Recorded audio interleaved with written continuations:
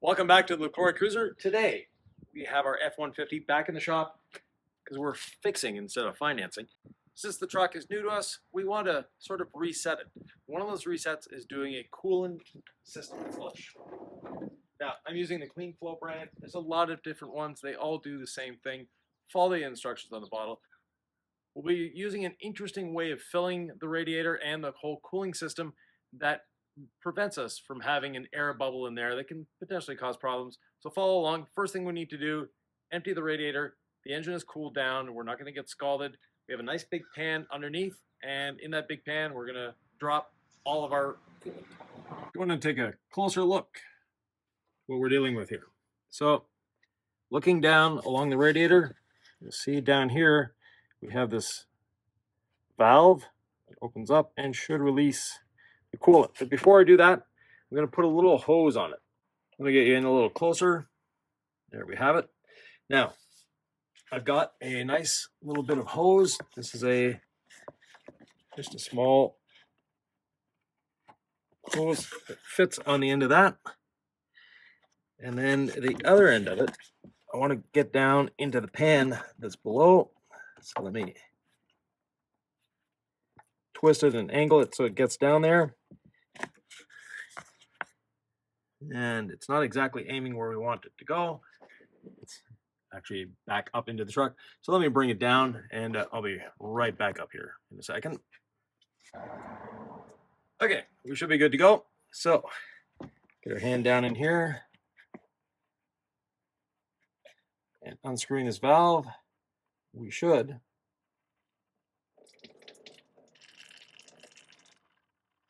have the liquid going into the pan, not onto the floor, which is good.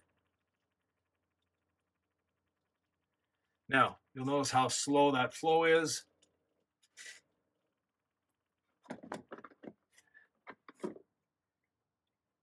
And what I'm wanting to do before I open up the rad cap is actually empty out the container here, which is our coolant reservoir.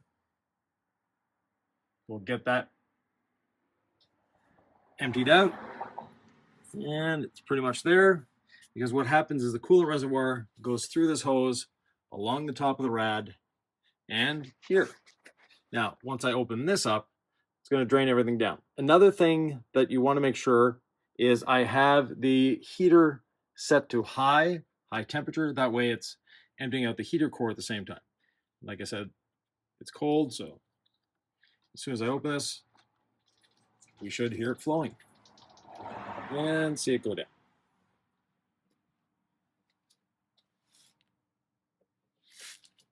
So there we have it. We'll let it drain down and fill it up with water to give it a flush.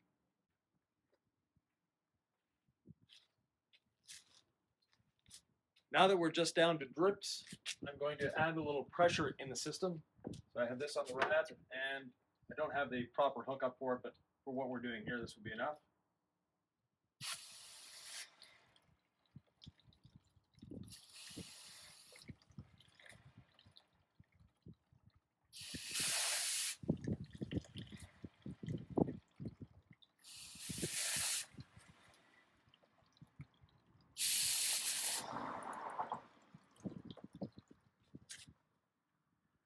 That's got it going down a little more. And one final thing, so we take this off of here, doesn't get caught up in the fan. And I'm just going to start the truck, or not even start it, just bump it over a couple times, just to get the water pump going enough that if there's any trapped liquid, it's going to expulse it in.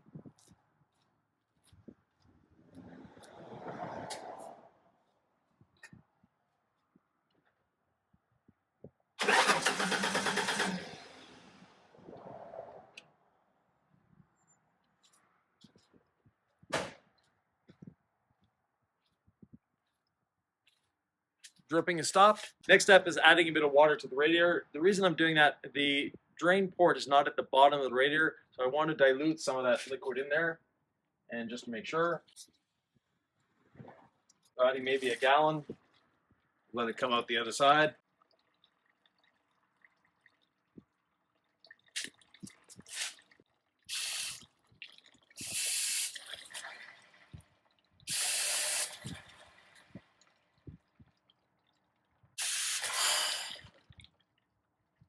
Next step, I am going to close the petcock off once it stops dripping. Once it does that, we'll use our vacuum fill to suck the system down, get a nice vacuum in it, and then fill it up from a bucket of water. That way we can measure how much is going in, first of all. Secondly, it allows us to see exactly what we're doing and make sure that all those passages are nicely filled. To vacuum out the system, we have this little attachment here. That goes there. Go. Hook up our air line to it.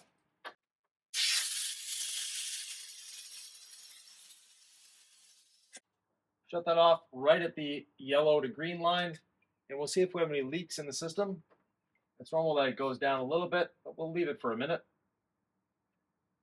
All is well in the world, it won't go down. My bucket is almost full.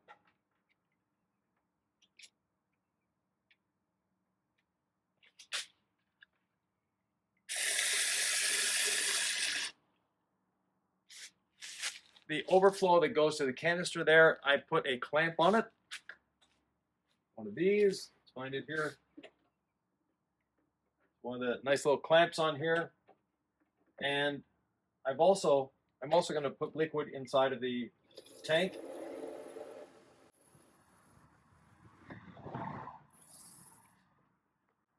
Now inside that tank I have a chemical that we use in detailing, and that is a iron remover. That's going to clean up the inside of that tank quite nicely. With the water that's there, we'll just let that sit, do its thing. And the vacuum seems to be holding quite nicely. You can see it there. So now I can put my bucket up here, because this isn't long enough to reach the ground. Put that in there.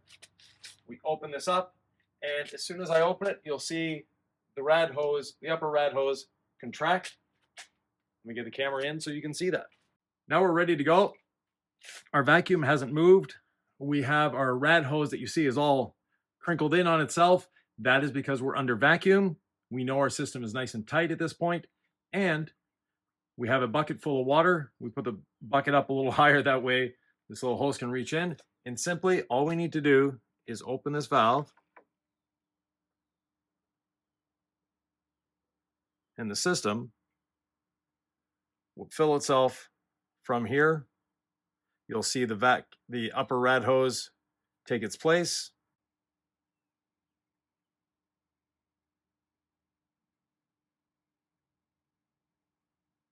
You see the upper rad hose is starting to take its shape back.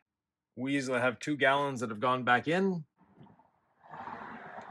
Rad hose is back. Vacuum is down to 0. Everything is where it should be at this point. We used about 2.5 to 3 gallons out of the bucket, which should fill this system. From there, we'll add in a rad flush. Let it do its thing for 10 or 15 minutes. It says a 10-minute rad flush. We're going to give it at least 10 minutes. Before I put the rad flush in, though, what I am going to do is start the truck up, get it warmed up, leave the radiator cap off. I don't want to build pressure. I just want to build heat. And from there, we'll put the rad flush in, then let it go for 10 minutes.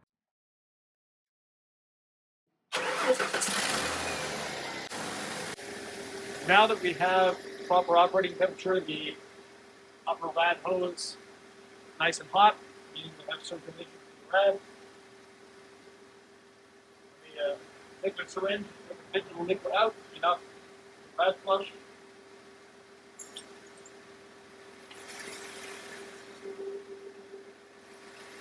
Take its space. You can see the color of the liquid that's left in there, even though we just put water in. So, not a happy situation.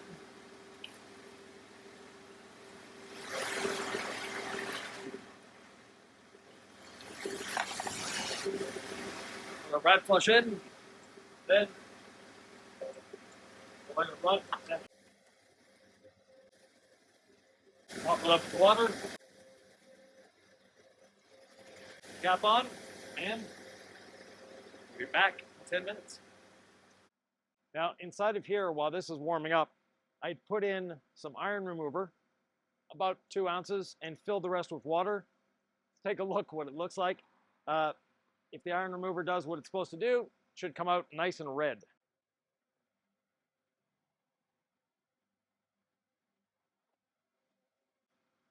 So as you can see, that's the iron remover working on the rust that's inside of there.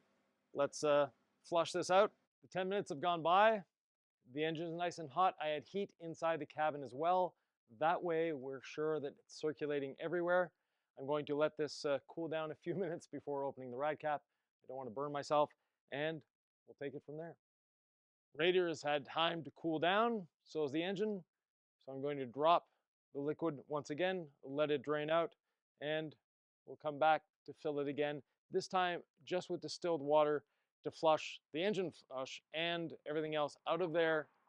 Drain it one last time once it heats up, then we'll fill it with fresh coolant.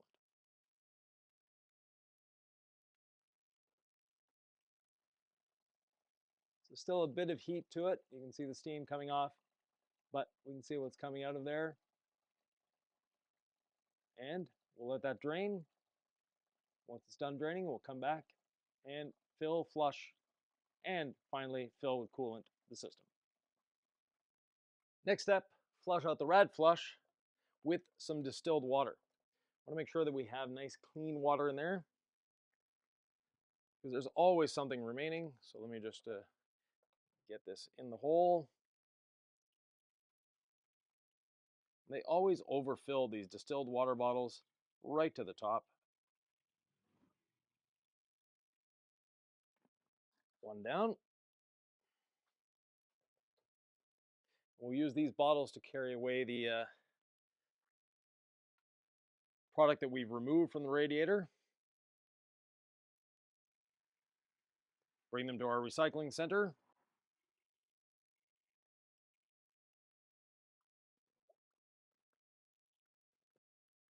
So about 1 3/4 gallons. Let me start the truck up, and we'll watch the liquid go down.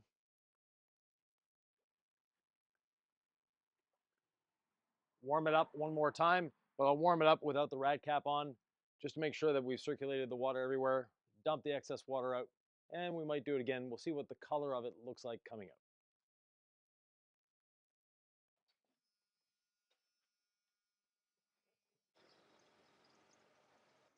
While that's doing that, I'm going to continue with the overflow tank, do the same thing.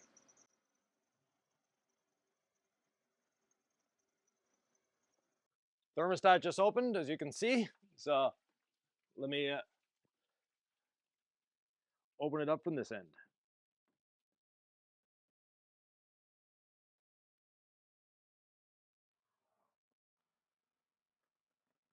Using distilled water to flush this out. That way I'm not left with any minerals in the system. That's draining down nicely. We'll let that continue to drain. Liquid coming out still has a greenish tinge to it. A couple gallons of distilled water remaining. I'm gonna flush it out one more time. It doesn't hurt. That way I'm sure there's no remaining radiator flush in there, old antifreeze, tap water, you name it. It'll be all gone. The temperature gauge is up to where it's supposed to be, in the center of the normal range. And we'll let this cool down a few minutes before taking the rad cap off. Then drain it one last time. Then we'll do the final fill using the vacuum. It's cooled down a few minutes. I've opened up the drain on the radiator before opening this. That released the pressure. It's draining nicely into the pan, and we can now release this. The liquid coming out, nice and clear, just the way we want it. We'll let it completely drain, and then we'll be back to do the final fill. Have the drain all closed up. Now, time to vacuum out the system.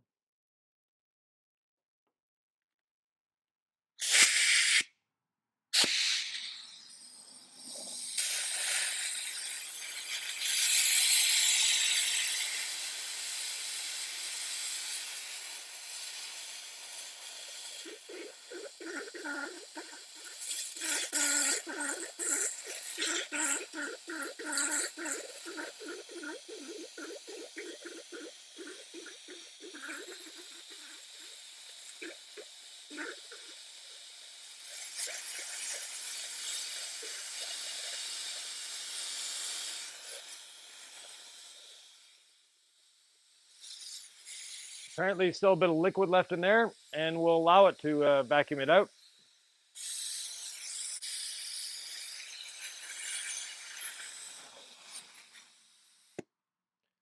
So let's sit there for a minute, make sure we have no leaks, and then we'll be able to switch off vacuum hose to the hose that's going to the premix. I'm using premix. It's by Prestone. It's compatible with any type, which is a good thing for us. It's leaking down a little bit. That could be a temperature related thing because there is a bit of a change in temperature. Let me vacuum a little more.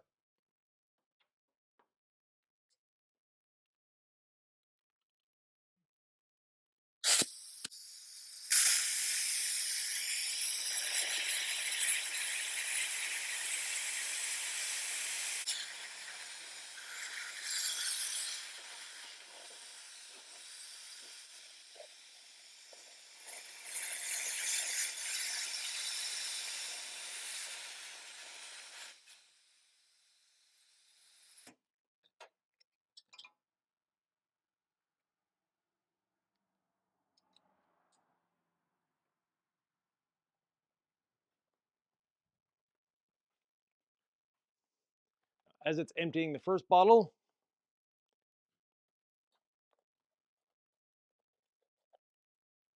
I'll just fill the first bottle from the second one.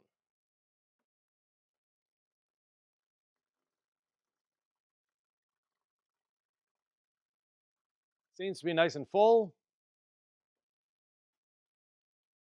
We'll take the apparatus off, check the liquid level, start the truck up, and fill the overflow. We haven't done that yet. There is a cold fill line. We'll fill to that line, start the truck up, and then monitor as we go. We'll take the clamp off the overflow line. We don't want to forget that. So here it is.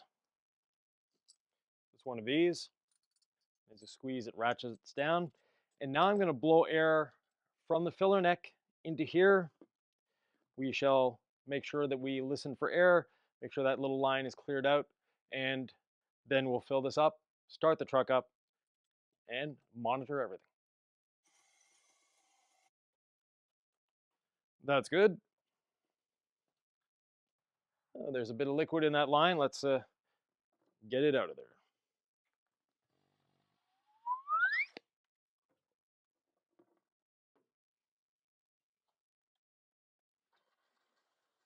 More froth than anything else, but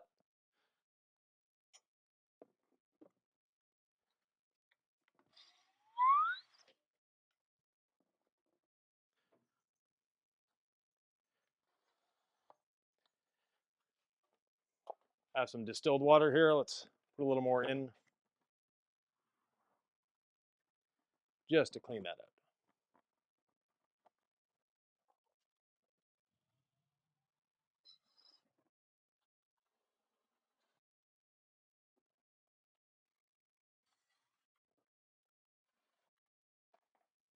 That's better. We have 2 full gallons of coolant that went in the radiator and the heating system. Get rid of that pesky little aluminum off of there. We don't want it going back in there since we already got one out of there. And let's pour this in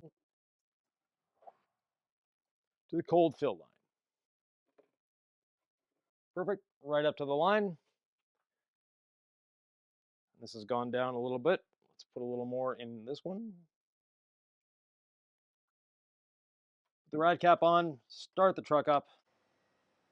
There we have it, cooling system flush. And it's something you can do yourself. No, you don't need the vacuum thing. You don't need the big syringe. It can be done with basic tools. If you have them, great, use them.